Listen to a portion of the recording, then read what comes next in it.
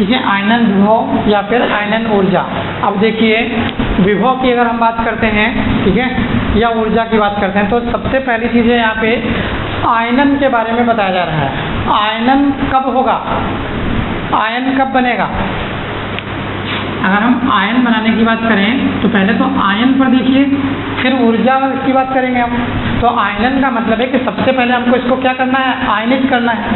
आयनित करने से मतलब है कि इलेक्ट्रॉन लेना देना कुछ ऐसा प्रोसेस होगा भाई, तभी तो आयन बनेगा।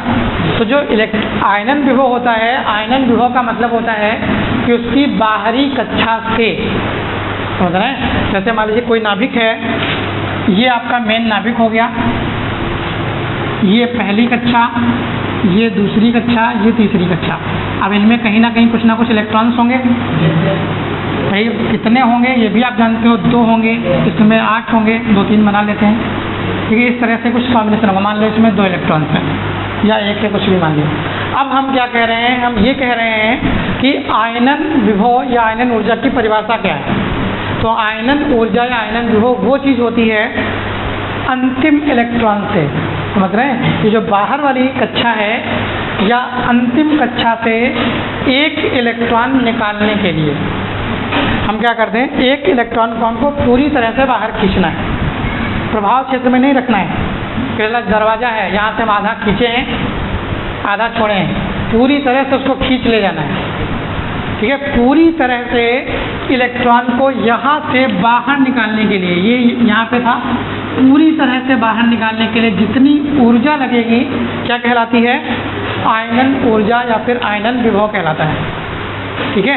अब यहाँ पर समस्या एक आती है केवल कि भाई इसमें एक शब्द और लिखा हुआ होता है, जो कि आपको हम पहले भी बता चुके हैं। क्या लिखा होता है, विलगित। शायद एक दिन बताया था आपको उसके बारे में पूरा कि क्या होता है। जब इसकी परिभाषा आप पढ़ते हैं तो लिखा होता है विलगित गैसीय परमाणु, ठीक है। विलगित गैसीय परमाणु से एक इलेक्ट्रॉन पूरी तरह बाहर निकालने के लिए जितनी ऊर्जा की आवश्यकता होती है क्या कहलाती है, आयनन विभव या फिर आयनन ऊर्जा कहलाती है, ठीक है। निकालने के लिए जो दी जाती है वो आयनन विभव या आयनन ऊर्जा है। प्रवेश कराने पर जो प्राप्त होगी वो कौन सी होगी, इलेक्ट्रॉन बंधुता होगी। दोनों चीज़ें एक दूसरे से मिलती जुलती हैं, 2 चीज़ें आएंगी, एक इलेक्ट्रॉन बंधुता आपकी आएगी इसमें और एक आयनन विभव। तो आयनन विभव का मतलब है, ध्यान रखिए कि हमको खींचना है, पूरी तरह से खींचकर बाहर निकाल लेना है, ठीक है। तो अगर हम किसी इलेक्ट्रॉन को किसी विलगित गैसीय परमाणु से, अब ये विलगित गैसीय परमाणु क्यों लगाया गया है, आइसोलेटेड, ठीक है, गैसियस एटम, ये आपको शायद बता चुके एक दिन है, लेकिन फिर से सुनिए। विलगित का मतलब है अलग होना चाहिए पूरी तरह से। अलग से मतलब है कि उस परमाणु का किसी दूसरे से कोई संपर्क या बॉन्डिंग ना हो। अगर दूसरे से बॉन्डिंग या संपर्क होगी तो देखिए समस्या क्या आएगी। तो समस्या ये आएगी कि हो सकता है पहले ही वो इलेक्ट्रॉन त्याग चुका हो, जैसे हम ही हैं। अब मान लीजिए आप पहुँचे हमको ले जाने के लिए कि भैया चलिए हमारे साथ, हो सकता है आपने ये इलेक्शन में बहुत देखा होगा, नहीं इलेक्शन में देखा होगा, वो पार्टी वाले आए, उनको कोने में ले गए, थोड़ा कुछ समझा रहे हैं, कुछ रुपये पैसे दे दिए, बस आके बैठे ही थे, तब तक दूसरी पार्टी वाले आ गए, वो भी अपना दे गए कुछ। अब यार वोट एक ही है इंसान की, तो एक ही जगह देगा। अब उसको पैसे रुपये चाहे 10 लोग दे जाए चाहे 50 लोग दे दें, चाहे उसको जितने लोग कहें भैया कहें, वो सकता है सबसे कि नहीं तुमको भी देंगे तुमको भी देंगे, लेकिन दे तो एक ही जगह सकता है। यानी कहने का मतलब है कि अगर उसने कहीं मन बना लिया है या किसी से वो पहले वादा कर चुका है, तो अब आप चाहे जितनी कोशिश कर लो, इलेक्ट्रॉन उसका जाएगा कहाँ, वहीं तो जाएगा। तो वही हाल इनके पास है कि अगर इन्होंने क्या कर दिया, विलगित का मतलब ये है कि भैया उसका किसी से कोई कांटेक्ट नहीं होना चाहिए, कोई जुड़ाव नहीं होना चाहिए। अगर जुड़ाव है तो समस्या ये हो सकती है कि वो पहले ही इलेक्ट्रॉन त्याग चुका हो। बात हमारी समझ रहे हैं। तो समस्या ये बनती है कि हो सकता है जैसे NaCl है, अब आप NaCl से निकलवाने लगो इलेक्ट्रॉन। अब NaCl में भैया Na पहले ही इलेक्ट्रॉन त्याग चुका है, Na+ बना चुका है और ये Cl- है। ये पहले ही इलेक्ट्रॉन ले चुका है। अब आप कहो कि इसके लिए आयनन विभव या आयनन ऊर्जा का मान ज्ञात कीजिए, क्या आप सही याद कर पाएंगे? कभी नहीं याद कर पाएंगे। क्यों? क्योंकि भैया ये विलगित है ही नहीं, ये पहले ही इलेक्ट्रॉन निकाल चुका है।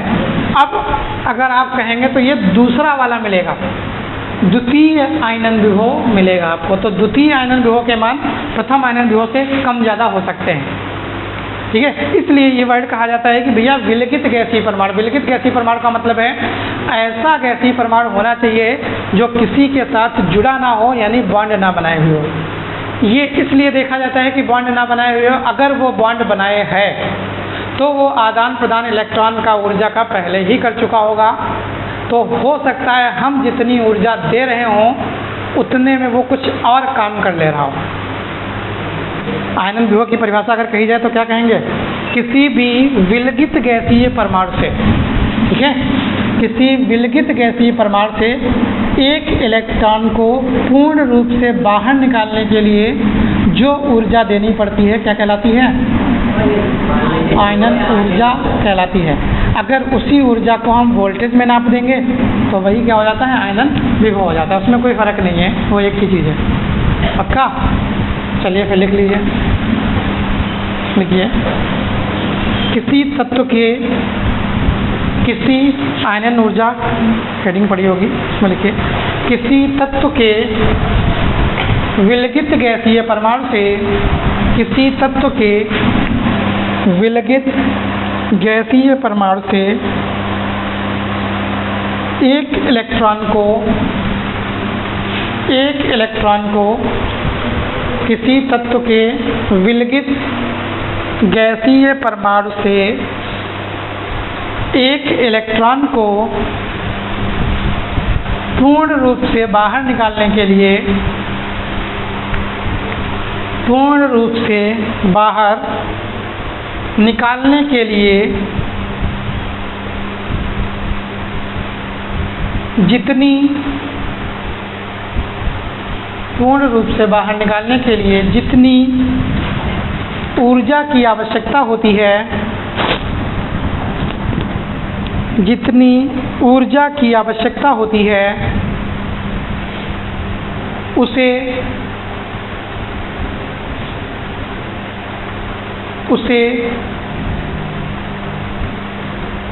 उस परमाणु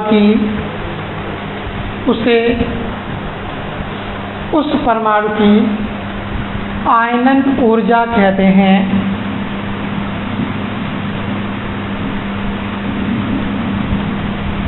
आयनन ऊर्जा कहते हैं।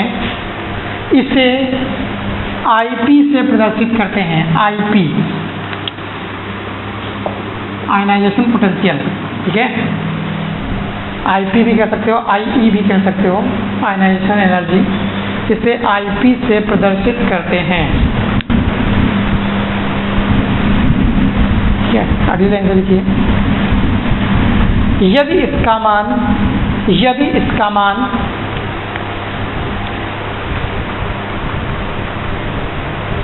इलेक्ट्रॉन वोल्ट प्रति परमाणु, यदि इसका मान इलेक्ट्रॉन वोल्ट प्रति परमाणु ले लिया जाए,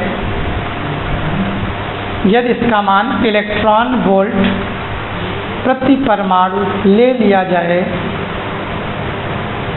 तो इसे ही आयनन विभव कहते हैं।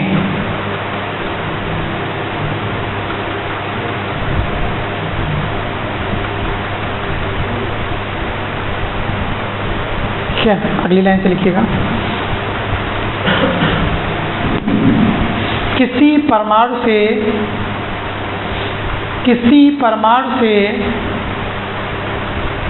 पहला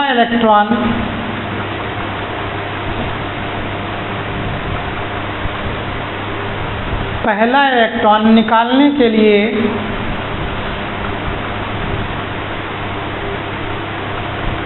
जितनी ऊर्जा की आवश्यकता होती है जितनी ऊर्जा की आवश्यकता होती है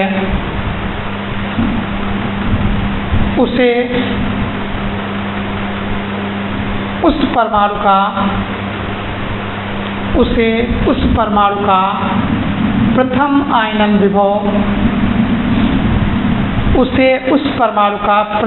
आयनन विभव कहते हैं।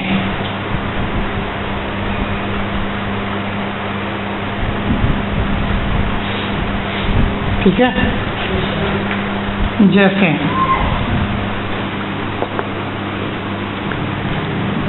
मान लीजिए कोई एक धातु है एम पर मेटल, कोई धातु मान लीजिए। अब यहाँ से पहला इलेक्ट्रॉन निकाला जाए।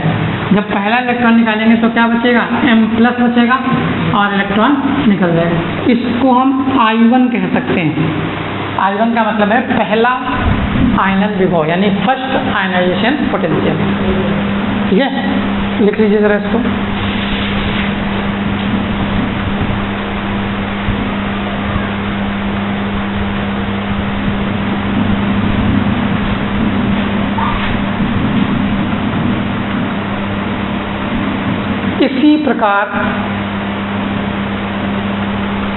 इसी प्रकार दूसरा इलेक्ट्रॉन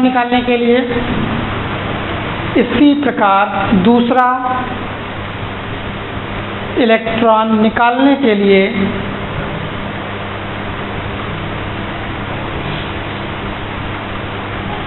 जितनी ऊर्जा की आवश्यकता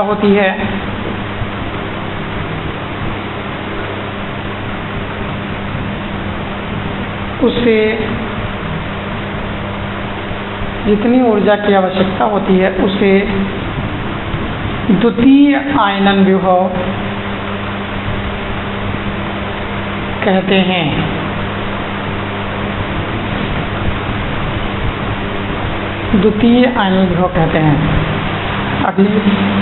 अब कहाँ से निकलेगा, M+ से निकलेगा ना।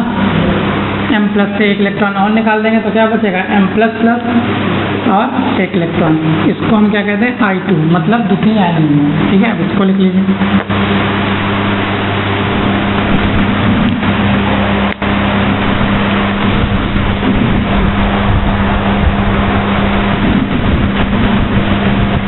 ठीक है, एक लाइन और लिख लीजिए, खाली लाइन लिख लीजिए। इसी प्रकार तीसरा इलेक्ट्रॉन निकालने के लिए आवश्यक ऊर्जा तृतीय आयनन विभव कहलाती है। इसी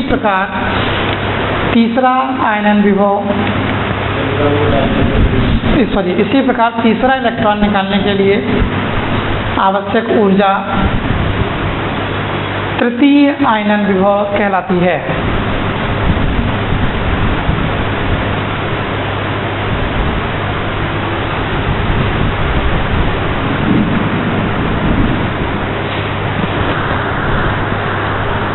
ठीक है, अब ये क्वेश्चन लिखिए। क्वेश्चन है, बोले, द्वितीय आयनन विभव का मान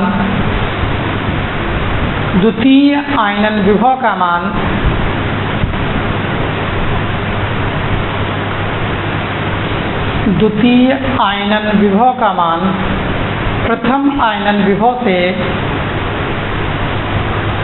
अधिक होता है, क्यों? द्वितीय आयनन विभव का मान प्रथम आयनन विभव से अधिक होता है, क्यों? हमें कारण बताना है।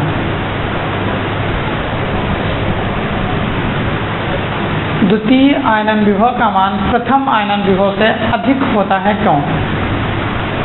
बताइए। मतलब ये कह रहे हैं इसका मान इस वाले से ज़्यादा होगा। मतलब दोबारा से इलेक्ट्रॉन निकालने के लिए हमको ज़्यादा ऊर्जा देनी पड़ेगी, पहले इलेक्ट्रॉन निकालने के लिए हमको कम ऊर्जा देनी पड़ेगी। क्यों? कारण बताना है। बताइए, किसी को कुछ लग रहा हो तो बताएं, कुछ समझ आ रहा हो इसमें से बताइए। हाँ, 2 इलेक्ट्रॉन है। पहले वाले में तो इलेक्ट्रॉन निकल गया, तो अब तो एक ही इलेक्ट्रॉन निकालना बचा है। वो बात कर रहे हैं पहला इलेक्ट्रॉन निकालने की और दूसरा इलेक्ट्रॉन निकालने की। यानी एक बार इलेक्ट्रॉन निकालना पड़ा तो इतनी ऊर्जा लगी, फिर दोबारा जब इलेक्ट्रॉन निकालना पड़ा, शुरू से नहीं कर रहे हैं, वो कह रहे हैं जब एक बार निकला पड़ा है, दोबारा जब हम इलेक्ट्रॉन निकालेंगे तो हमको ज़्यादा ऊर्जा देनी पड़ती है। क्यों? एक बार हम किसी को निकाल ले जाएं, ठीक है, मान लीजिए एक बच्चे को यहाँ से धक्का दें तो कम ताकत लगेगी बाहर निकालने के लिए, अब दूसरे को धक्का दे के ले जाएं तो ज़्यादा ताकत लगेगी। ये पूछ रहा है क्यों, बताइए। अब यहाँ तो यही समझ में आता है जो धक्का देने वाली बात हो गई कि जब एक को धक्का दे के निकाल ले जाएंगे तो दूसरा सतर्क हो जाएगा, ठीक है। एक तो आराम से खड़ा है, आप उसको क्या पता कि भाई आप क्या करने वाले हो। जब एक को निकाल ले गए तो दूसरा वाला क्या हो गया, सतर्क हो गया। अब पैर वैर गड़ाए खड़ा है हमारा, धक्का दे रहे हैं, अब हिल ही नहीं रहा है बिल्कुल, तो क्या करना पड़ेगा, आपको ज़्यादा ताकत लगानी पड़ेगी, ठीक है। ये तो यहाँ का हो गया। अब यहाँ पर थोड़ा सा अलग है, मतलब ज़्यादा अलग नहीं है, इसी से रिलेटेड है, लेकिन थोड़ा सा अलग है। अब देखिए कि जब हमने पहला इलेक्ट्रॉन निकाल लिया, पहला इलेक्ट्रॉन हमने कहाँ से निकाला था, उदासीन गैसीय परमाणु से, ठीक है। बेचारा न्यूट्रल था, हमने क्या किया, एक इलेक्ट्रॉन निकाल दिया और क्या बना लिया, M+ बना लिया, ठीक है। तो जितनी भी ऊर्जा लगी, मान लो X लगी, ठीक है। अब हम ये कह रहे हैं आयनन विभव की परिभाषा बताइए क्या होती है, अभी तो बताइए है। हाँ, विलकित गैसीय परमाणु, मतलब अकेले परमाणु से निकालना है, उसमें आवेशित तो कहा नहीं गया, कहा गया, अगर कहा गया हो तो बताइए कहाँ से निकालना है, विलगित से निकालना है। तो ये तो उदासीन था, विलगित था, यहाँ से निकाल दिया, कोई दिक्कत नहीं। अब क्या करो, M+ है, अब अगर यहाँ से इलेक्ट्रॉन निकालोगे तो भैया थोड़ा ज़्यादा लगेगा, क्यों, क्योंकि पहले विलगित करना पड़ेगा आपको, या तो पहले विलगित करो या ये आवेशित हो गया है। निकालना हमको कहाँ से था, उदासीन से था, उदासीन से था, आराम से निकाल लिया। जब वो आवेशित हो गया मतलब वही तैयार हो गया। एक बार आपने गलती से धक्का दे दिया, दोबारा वो तैयार खड़ा है, आओ अभी देखते हैं, ठीक है। दोबारा क्या है, वो तैयार खड़ा है बिल्कुल, आओ देखें कैसे धक्का मारोगे। तो इसका मतलब है अगर आपको निकालना है तो क्या करनी पड़ेगी, ज़्यादा एनर्जी चाहिए आपकी, कि भाई जब ज़्यादा ऊर्जा होगी तभी वो क्या करेगा, निकल पाएगा। यानी ये इलेक्ट्रॉन क्या होता है, जब दूसरा इलेक्ट्रॉन हम निकालते हैं तो एक आवेशित परमाणु से निकालते हैं, और आवेशित परमाणु से इलेक्ट्रॉन निकालने के लिए क्या लगेगी, ज़्यादा ताकत लगेगी। या आप ऐसे भी कह सकते हो, इसको उदासीन से निकालने के लिए X लगी, बिल्कुल ठीक है, कोई दिक्कत नहीं, X लगेगी, लेकिन उदासीन को कुछ ना कुछ एनर्जी तो लगेगी न्यूट्रल बनाने में, नहीं लगेगी।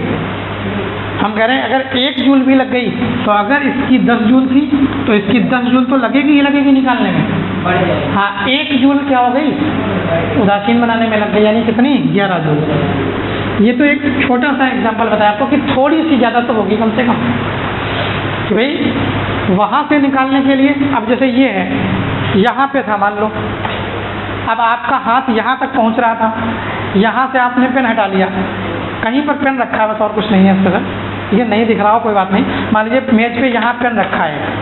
अब आपको क्या करना है, पेन हटाना है यहाँ से। पेन हटाने के लिए जितनी ऊर्जा लगी होगी, जितनी ताकत लगी, लग गई।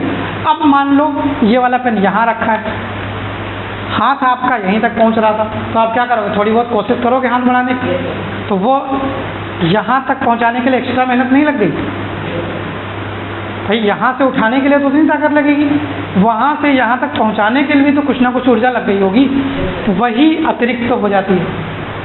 बात समझ पाए, उसमें उदासीन गैसीय परमाणु से निकालना होता है, इसलिए जो लगी सो लगी। इसमें आवेशित परमाणु से निकालना है, तो आवेशित परमाणु से निकालना थोड़ा कठिन भी है पहली चीज़, इसलिए ज़्यादा लगी। या आप ऐसे कहो कि इसको भैया पहले हमको कहाँ ले जाना पड़ेगा, उदासीन तक ले जाना पड़ेगा, कुछ ऊर्जा उसमें लगेगी, फिर हम इलेक्ट्रॉन निकालेंगे वहाँ से, तो जितनी पहले लगी थी उतनी तो लगेगी, और वहाँ तक पहुँचाने के लिए हमको थोड़ी सी ज़्यादा लग गई। समझ रहे हैं, ऐसे समझिए कि वहाँ से कोई था, धक्का लेना था, वहाँ से धक्का लगा के निकल गया। अब हम यहाँ खड़े हैं, हमको धक्का मार के निकालना है। अब वहाँ से तो बराबर ऊर्जा लगेगी, लेकिन भैया यहाँ से वहाँ तक ले जाओगे ना हमको, कुछ तो ज़्यादा लग जाएगी उसमें। वही है कि यहाँ से बराबर लगेगी, लेकिन इसको यहाँ से यहाँ तक पहुँचाने में भी तो कुछ ऊर्जा लगेगी। इसीलिए क्या होता है, द्वितीय आयनन विभव का मान हमेशा ज़्यादा होता है किससे, प्रथम आयनन विभव से। लिख लीजिए ज़रा इसको, देखिए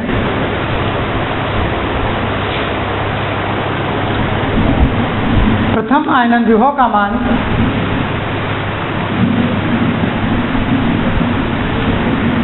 कम होता है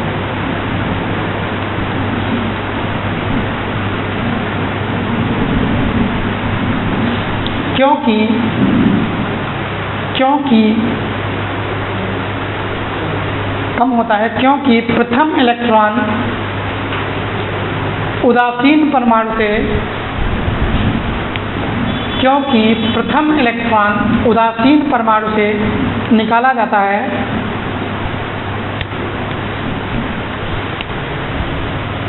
इसलिए प्रथम आयनन विभव का मान कम होता है,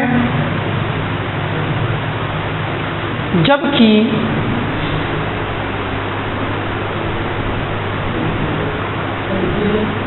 इसीलिए प्रथम आयनन विभव का मान कम होता है, जबकि द्वितीय आयनन विभव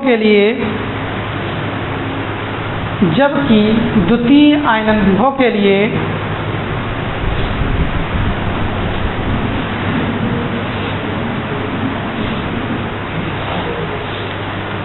परमाणु धनावेशित हो जाता है और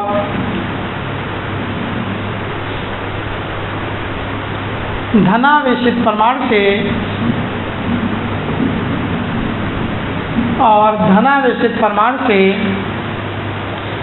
इलेक्ट्रॉन निकालने के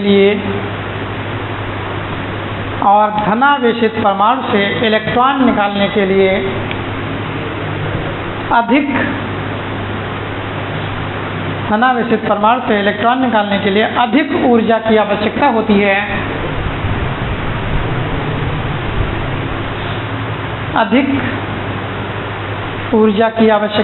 है,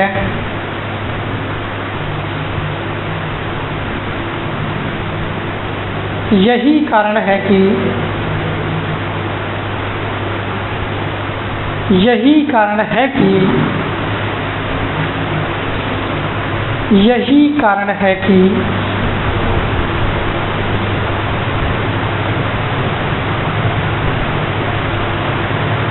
द्वितीय आयनन विभव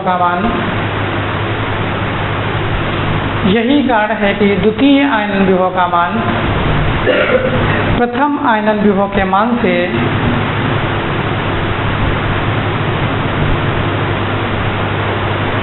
द्वितीय आयनन विभव का मान प्रथम आयनन विभव के मान से कुछ अधिक होता है।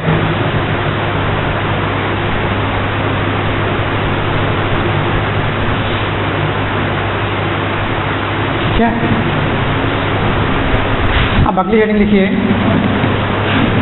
आयनन विभव को, अगली हेडिंग है आयनन विभव को प्रभावित करने वाले कारक। आयनन विभव को प्रभावित करने वाले कारक।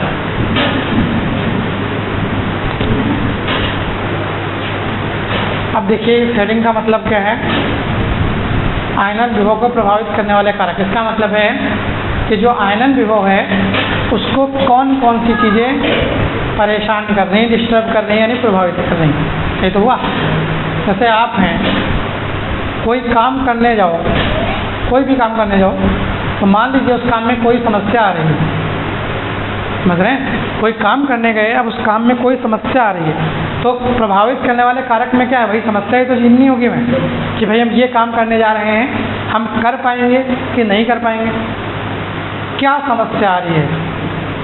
मान लीजिए हमको कूदना है कहीं से, अब यार गड्ढा ज़्यादा गहरा है कि हमारे पैर कमज़ोर हैं, कि हमको चोट लगी है, हाँ कुछ भी, यानी आप ये कह सकते हैं प्रभावित करने वाले कारकों से मतलब है कि अगर हम वो काम करने जाएं तो हमको कौन कौन सी चीज़ें परेशान कर सकती हैं, कौन कौन सी चीज़ें हमको प्रभावित करेंगी। यही तो हुआ, प्रभावित करने वाले कारकों में क्या है, यही चीज़ें होंगी कि कौन सी चीज़ें डिस्टर्ब करेंगी हमको, कि जब हम ये काम करने जाएंगे तो हमको किन किन चीज़ों का ध्यान रखना है कि यार ये चीज़ हम ध्यान रखें। गाड़ी चलाओ, कुछ कहा जाता है ना कि ध्यान रखना है। अब ये तो है नहीं कि गाड़ी बैठ लिए गाड़ी पे, अब ये नहीं पता है क्या करना है, ये भी देखना है ना कि भैया पीछे वाले को देखना है, आगे वाले को बचाना है। अब ये थोड़ी बताया जाता है कि नहीं तुम लिए जाओ, आगे कोई पड़े चढ़ाते चले जाना, कोई फ़र्क नहीं है, या पीछे कोई आए तो पास देना ही नहीं। यानी कहने का मतलब है जब रोड पे उतरोगे, नहीं बहुत से लोग यूट्यूब से ही गाड़ी सीख लेते हैं, ठीक है, तो आप वहाँ पर क्या है खाली सीख सकते हैं, लेकिन जब आप रोड पे उतरोगे ना तो आपको ज़मीनी हकीकत पता चलेगी कि भाई कहाँ पर कैसे है। क्योंकि जब तक हम वहाँ नहीं उतरेंगे तब तक हमको क्या पता, हमको तो बड़ा आसान लगता है काम, नहीं लगता है? आपको लगता होगा कोई काम है अरे बड़ा आसान है, इसमें क्या है, लेकिन जब करने चलो उसको तब लगता है यार ये काम वाकई में कठिन था नहीं। जब आप नए नए होते हैं, नए नए से मतलब अभी आप हैं या अभी साल 2 साल बाद, अभी आपको सब कुछ बड़ा आसान लगेगा। कोई तैयारी करने जाएगा मतलब IAS की तैयारी करने गए, क्यों? क्योंकि बड़ा आसान लग रहा होगा। अरे DM बनने में क्या है, अभी 2 साल तैयारी करेंगे, 3 साल DM बन के आ जाएंगे। लेकिन जब जाओगे वहाँ ना करने, तब आपको असली में अपनी औकात पता चलेगी। ये जो अभी नहीं पता है आपको, ना हमें पता है ना आपको पता है। क्यों? क्योंकि अभी आप यहीं पर खुश हो। क्यों? क्योंकि आपका कंपटीशन कम है। आप 10 लोग, 50 लोग, 100 लोग, आपको इससे फ़र्क नहीं पड़ रहा है कि भैया हम कहाँ स्टैंड कर रहे हैं। आपको इससे फ़र्क पड़ रहा है कि हमारे स्कूल में तो हमसे ज़्यादा किसी के नंबर नहीं है, बस। बहुत फ़र्क पड़ रहा है, अरे पूरे हर गाँव भर में सबसे ज़्यादा है, यही तो पड़ रहा है। इससे नहीं फ़र्क पड़ रहा है कि कितने लोग हमसे आगे हैं। अगर उस दिन जब उससे फ़र्क पड़ने लगेगा तब इसका मतलब होगा कि भैया अब आपको पता चल रहा है कि चीज़ें कितनी कठिन है, कितना आसान है। अब बहुत लोग होंगे, बहुत लोगों के मुँह से भी सुना होगा, अरे हमको तो इसमें बैठने का मौका नहीं मिला, वरना तो हमारी ही थी नौकरी। भैया पहले बैठने के लायक तो बनो आप। अब जैसे मान लीजिए नॉर्मली ग्रेजुएशन कर रहे हैं आप, अब बैंक है, कोई भी जॉब है, अब ज़्यादातर बैंकों ने ये कर दिया है कि आपको ग्रेजुएशन में 55% होने चाहिए। 55% तो लाए नहीं गए ग्रेजुएशन में, 40% नंबर लाए, 3rd डिवीज़न पास करी BSc। अब कहना बस नंबर कम थे, बैठने का मौका नहीं मिला, नहीं तो टॉप के कर देते हम, मतलब सिलेक्शन तो हमारा पक्का था। तो यानी कहने का मतलब है पहले आप उस लायक तो बनिए कि जहाँ पर आपको बैठना है। जब आप वही क्राइटेरिया नहीं फॉलो करोगे, अब मान लीजिए आपको कोई पेपर देना है, अब वो कह रहा नहीं हाई स्कूल पास होना चाहिए, हाई स्कूल आप पास नहीं हो, चलो कहाँ हाई स्कूल पास होते अगर तो नौकरी मिल गई होती। आज हमको पक्का इतना सरल पेपर आया था। तो उसका पहला पड़ाव तो आप पार करो पहले, आगे वाले पड़ाव की तो बाद में बात करेंगे हम। हो सकता है पहला पड़ाव ज़्यादा कठिन हो, भाई अगला पड़ाव हो सकता है थोड़ा आसान है। अब ये भी तो हो सकता है, कभी कभी ये भी होता है स्टेप बाय स्टेप बढ़ते चले जाते हैं। कभी कभार ये होता है छटनी करनी है ज़्यादा, पहला पड़ाव बहुत कठिन कर दिया। अब जैसे आप एक नॉर्मल सी चीज़ बताएं आपको, ठीक है, ऑस्ट्रेलिया जैसा जानते होंगे देश भी है, महाद्वीप भी है, मतलब देश भी है और इसके साथ साथ आप समझ सकते होंगे एशिया महाद्वीप जैसे, वैसे वो महाद्वीप भी है। तो कितनी बड़ी चीज़ हुई, उस पूरे के पूरे महाद्वीप की जो पॉपुलेशन है वो 2 करोड़ कुछ है, मतलब लगभग पूरे के पूरे महाद्वीप देश कुछ भी कह लो, उसकी पॉपुलेशन कितनी है, लगभग 2 करोड़ के आसपास। और जब यहाँ भी पहले रेलवे के पेपर निकले थे, फॉर्म निकले थे, तो 2.5 करोड़ लोगों ने फॉर्म डाल दिया था। अब आप अंदाज़ा लगा सकते हो वहाँ की पूरी पॉपुलेशन इतनी नहीं है जितने लोग यहाँ पर फॉर्म डाल देते हैं। अब सिलेक्शन तो उसमें जितनी सीटें होंगी उतने ही होंगे, ज़्यादा हो जाएंगे। अब समस्या ये है लोग इसको देख के डर जाते हैं, अरे 2.5 लाख लोगों ने फॉर्म डाला है, यार तुमको कितनी सीटें चाहिए? एक ही तो चाहिए केवल। अब बहुत से लोग हैं ये सोच लेंगे, अरे इसमें फॉर्म बहुत पड़े हैं यार, उसमें 80% फॉर्म तो ऐसे पड़ते हैं जो हो सकता है या तो पेपर ना देने जाएंगे या मौज मौज में डाल दिया वाला देखें डाल के। खाली 20% लोग होते हैं जिनके बीच में कंपटीशन होता है, बस और कुछ नहीं। मैक्सिमम 20% लोग जो पढ़ाई वढ़ाई करके दे रहे होते हैं, तो आपका कंपटीशन केवल 20% लोगों से होता है। अब मान लो 2.5 लाख फॉर्म पड़ गए, अब मजबूरी है यार पहला पेपर कठिन बनाना। अगर आप सरल बना दोगे, अब आपके पास सीटें मान लो 1000 हैं, ठीक है, मान लिया सीट, चलो 10,000 भी मान लिया सीटें 10,000 हैं। अगर आप पहले ही छटनी नहीं करोगे, अब मान लो यहाँ 2.5 करोड़ थे, छटनी आपने करी, 1.5 करोड़ को पहले वाले में पास कर दिया। अब तो और बड़ी समस्या हो गई कि 1.5 करोड़ में से चेक करना है पहली चीज़, दूसरी चीज़ है फिर से दोबारा 1.5 करोड़ को पेपर दिलवाना, बहुत बड़ा टास्क है ना। इसीलिए क्या किया जाता है, प्री, अक्सर कहा जाता है कि जो पहले एग्जाम्स होते हैं कहीं कहीं कठिन बनाया जाता है। उसका कारण यह है, जैसे 2.5 लाख लोग थे, अब 2.5 लाख लोगों में से पहले ही पेपर में ठीक है 2.5 करोड़ लोग थे, अब उसमें से मान लीजिए 2.4-5 करोड़ को पहले ही बाहर कर दिया गया। कितने बचे? मात्र 50,000 ही तो बचे लोग। कितने बचे? केवल 50,000 ही तो बचे। अरे 2.45 करोड़ है ना, तो यहाँ वाला 5 बचा ना, यहाँ वाला बचता तो 5 लाख हो जाते। यहाँ वाला बचा मतलब केवल कितने सिलेक्शन? 5, ठीक है, 50,000 हुए। अब 50,000 में से 10,000 को छांटना है, कोई बहुत बड़ा टास्क नहीं है। एक पेपर और कराएंगे, 50,000 में से 10,000 तो आराम से छट जाएगी। वही 2 करोड़ में से 10,000 छांट के लाना बड़ा कठिन था। इसीलिए कभी कभार ये होता है ना कि पहला पेपर एकदम कठिन हो गया, दूसरा पेपर आसान। अब लोग कहेंगे अरे यार पहला पेपर नहीं निकला था, वरना दूसरा तो इतना आसान है कि हम पा ही गए थे नौकरी। भैया इसीलिए तो आसान है कि पहला पेपर आप नहीं निकाल पाए। अगर आपके अंदर टैलेंट था तो आप पहला पेपर भी तो निकालते, तब तो आप वहाँ तक पहुँचते। अब कोई भी ले लो, बैंकिंग का ही पेपर उठा के देख लो, इसमें से जितने लोग बैठे हो, ऐसा कोई स्टूडेंट नहीं होगा जो बैंकिंग का पेपर पूरा का पूरा ना हल कर दे 100 में 100 नंबर का। हम गारंटी के साथ कह रहे हैं कि आप 100 में 100 नंबर का हल कर दोगे। बस आपके पास क्या है, एक दिन होना चाहिए पूरा। आपको अभी हम पेपर दे दें, कहते नहीं कल सिलेक्शन होगा, आप सब के सब इसमें से पूरा का पूरा पेपर हल कर डालोगे। कारण है उसमें कोई एक्स्ट्रा चीज़ नहीं आती, उसमें सिर्फ ये पूछे जाते हैं इस तरह के सवाल।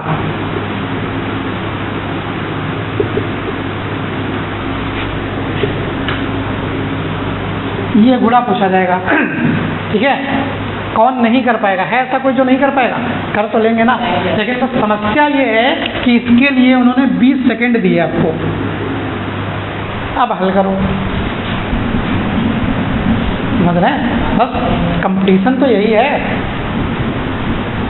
आप इसको गुणा तो कर ही लोगे घर बैठ के, नहीं कर पाओगे। सारे के सारे इसी तरह के सवाल होंगे, कौन किसका मासा है कौन किसका नहीं है। घर में बैठ के निकालो घंटा भर, आराम से पता चल जाएगा है कि नहीं है। लेकिन सबसे समस्या बड़ी तो वहाँ है कि वहाँ पर आपको उस 3 घंटे में, उस 1.5 घंटे में, उस 2 घंटे में जो भी समय दिया गया है, उसमें आपको ये टास्क पूरा करना है। अब उसमें टास्क पूरा करना है तो कोई ना कोई ट्रिक ही पता चलेगी, तभी काम हो पाएगा। मान लो नॉर्मल सी बात है, अब ये कह दिया कि भैया 95 को 95 से गुणा करना है, 5 सेकेंड दिए मात्र।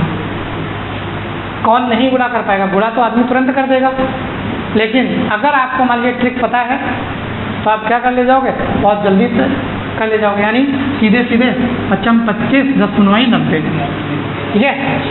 यानी अगर आप बात करेंगे तो क्या होगा, डायरेक्ट से जाओ तो कुछ नहीं करना है, बस मान लो 85 है, अब 1 सेकंड का काम है, 5 सेकंड तो बहुत दे दिए, 25 25 9 72 ये आएगा सीधे। अब आपको गुणा करना है, आप गुणा करते रहो कि भाई कहाँ है। मान लो कहीं 64-66 का गुणा करना है, आप गुणा करिए, हम करेंगे। 6 चौक 24, 6 सतह 42, चेक कर लो आप, यही आएगा। यानी आप ये कह सकते हैं कि अगर कहीं आपको देखना है तो वैल्यू सिर्फ इस चीज़ की है, वैल्यू इसकी नहीं है कि हम इसको हल कर ले रहे हैं। हल तो आप कर ही लोगे यार, ठीक है। तो अब ये कहें नहीं बड़ा कठिन कंपटीशन है, आप हो नहीं पाएगा। क्यों नहीं? खाली टाइम की वजह से तो नहीं हो पाएगा। और यही उसमें सिखाया जाता है कि भाई आप क्या करिए, शॉर्ट ट्रिक्स लगाइए, चीज़ें ऐसे तरीके से करिए कि भैया आपको तुरंत रिजल्ट उसका मिले। एक बहुत बड़ी गुणा दे दी गई, अब उसको समय 10 सेकेंड आपके लिए दिया गया। टास्क तो वहाँ पर यही है सबसे बड़ा कि आप उस 10 सेकेंड में उसको हल करिए। भाई आपसे पेपर क्यों लिया जाता है? आपसे पेपर यही तो लिया जाता है यार, हम ज़िंदगी भर पढ़ के आए हैं, 3 घंटा हमको डिसाइड कर देगा कि हम क्या हैं क्या नहीं हैं। लेकिन पेपर लेने का कारण यही होता है कि वो चेक करना चाहते हैं कि आप अंडर प्रेशर कितना वर्क कर पाते हैं, ठीक है। अंडर प्रेशर, जब आप दबाव में हैं, क्यों? क्योंकि आपको लग रहा है यही हमारी लाइफ का टर्निंग पॉइंट। आप पेपर देने जाते हो फाइनल, तो क्या होता है, अरे इसी में गड़बड़ हो गया, आप मौका नहीं मिलेगा, मतलब इसी में सुधारना है। मतलब आपके दिमाग में थोड़ी टेंशन है, प्रेशर है, उस प्रेशर में आप कितना अच्छा परफॉर्म करते हो। और यही तो है, वरना 3 घंटे हमारी लाइफ को थोड़ी डिसाइड कर देंगे कि भाई हमने 3 घंटे में क्या पेपर में किया, क्या हल किया। हम पूरी ज़िंदगी पढ़ते आ रहे हैं, अभी तक 3 घंटे का पेपर लिया तुमने, डिसाइड कर दिया कि हम योग्य हैं कि अयोग्य हैं। यार ऐसे कैसे कर दोगे? तो वो योग्य अयोग्य आपको नहीं ठहराते उस 3 घंटे में, वो डिसीजन लेते हैं उस 3 घंटे में कि आप उस समय क्या निर्णय लेते हो। जैसे बड़ी बड़ी जॉब्स होती हैं, उनमें इंटरव्यू लिया जाता है। अब यार इंटरव्यू की क्या ज़रूरत है? पहले IAS का ही ले लो आप, पहले प्री बंदा, ठीक है, क्वालिफाई करके आया, चलो भाई प्री में समझते हैं, हो सकता है मान लीजिए, हालांकि लगेगा नहीं कभी, लेकिन मान लो किसी का तुक्का लग जाए और उसने 20 क्वेश्चन किए, पता चला 20 के 20 सही निकल गए, और मतलब 20 नंबर पे तो हो सकता है सिलेक्शन हो जाए 20 क्वेश्चन पे, क्योंकि इतना कट ऑफ जाता है। अब प्री ऐसे ही हो सकता है। प्री के बाद फिर मेंस होता है। मेंस में तो जितने पेपर होते हैं सब लिखने वाले होते हैं। मेंस में जितने 8-9 पेपर होते हैं सब के सब लिखने वाले होते हैं, और ज़बरदस्त लिखने वाले होते हैं। ये मतलब ये नहीं कि थोड़ा बहुत लिखना है, पूरा का पूरा लिखना। पता चला 25 क्वेश्चन है, अब 200, ठीक है, पता 200 शब्द में लिखने हैं 25 क्वेश्चन। एस्से आया, अब पता चला एस्से, पेपर एस्से का होता है, उसमें एस्से लिखना होता है, 300 नंबर का पूरा एस्से खाली होता है एक पेपर में। अब एस्से में क्या है, लिखना ही तो पड़ेगा कि नहीं। अब अगर आप लिख के आए हो, सब कुछ है, अगर आप मेंस क्लियर कर लिए तो इसका मतलब यार आपके अंदर टैलेंट तो होगा। प्री तो चलो हो सकता है मार दिया हो तुक्का, मेंस लिख के आए हो आप 10 पेपर, और उन 10 पेपर में अगर पास होके आप आए हो तो इसका मतलब है आपके अंदर टैलेंट होगा। फिर इंटरव्यू की क्या ज़रूरत है? इंटरव्यू आपका टैलेंट नहीं चेक कर रहा है, इंटरव्यू से ये चेक हो रहा है कि जब आप कभी आप DM बनने जा रहे हो अगर, तो आप इंटरव्यू में ये चेक किया जाता है कि आप पर 50 समस्याएं आएंगी। अगर आपके पास अचानक कोई समस्या आ जाए तो आप उसका कैसे डिसीजन लोगे। खाली इंटरव्यू में ये कम्युनिकेशन चेक किया जाता है कि आप हमसे जुड़ पा रहे हो कि नहीं जुड़ पा रहे हो।